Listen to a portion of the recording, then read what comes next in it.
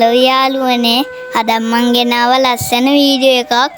ඔයාලා මගේ YouTube channel එකට subscribe කරලා නැත්නම් ඔන්න ඔය පහලින් තියෙන රතු පාට subscribe button එක දැම්ම click කරලා මාත් එක්ක වීඩියෝ බලන්න එකතු වෙන්න. මං ආවේ පොඩක් ප්‍රසිද්ධ හස්කම් පිරුණු ආගමික ස්ථානයක් වන ගලේ දේවාලයට. ගලේ දේවාලේ පිහිටලා තියෙන්නේ නුවන්ගොඩ ප්‍රදේශයේ. ගම්බාර දෙවියන් උදෙසා තමයි මෙතන පුද පූජා පවත්වන්නේ.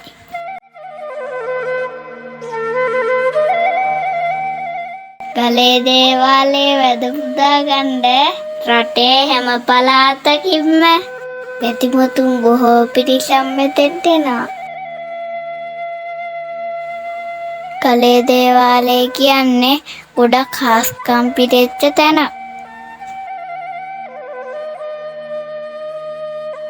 බදාදා සහ සෙනසුරාදා දවස්වලට තමයි බැතිමතුන් වැඩිපුරම ගලේ දේවාලයේ වැද පුදා ගන්න එන්නේ.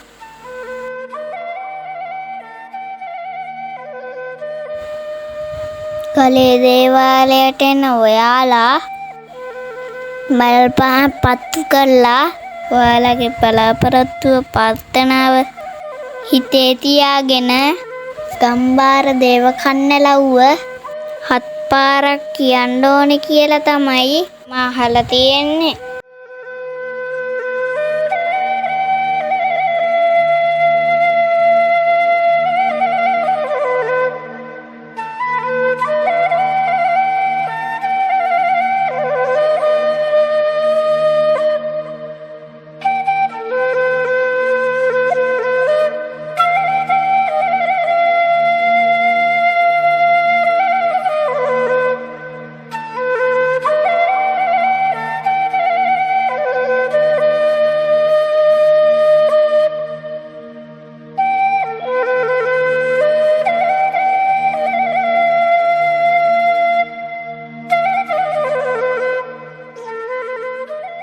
දේවාලේ වදින්න පුවාලට ඇතුළට එන තැනම වම් අත පැත්තෙන් සහ දේවාල භූමියට පිටිපසින් පහන් සහ හඳුන් කූරු පත්තු කරන්ඩ ස්ථාන දෙකම වෙන් කරලා තියෙනවා.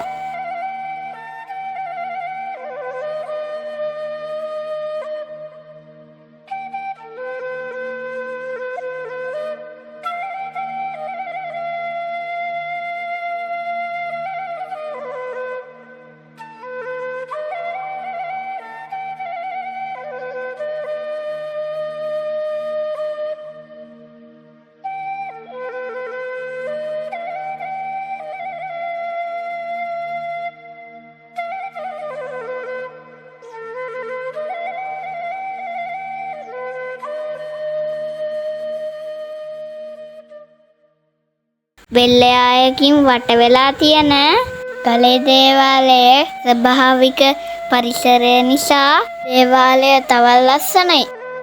ඔයාලට දැන් මේ පේන්නේ මේ දේවාලය මිට අවුරුදු ගානකට කලින් තිබුණු විදිහේ ඡායාරූපයක්. පළතුරු පූජාවන් පූජා කරන පැතිවතුන්ට විධිවත් ක්‍රියාපිළිවෙලක් මෙතන සකසලා තියෙනවා. පළතුරු පූජාව පූජා කරාට පස්සේ පැමිණ සිටින බැතිමතුන්ට ඒ වේදා දීමටද වෙනම ස්ථානයක් සකසලා තියෙනවා.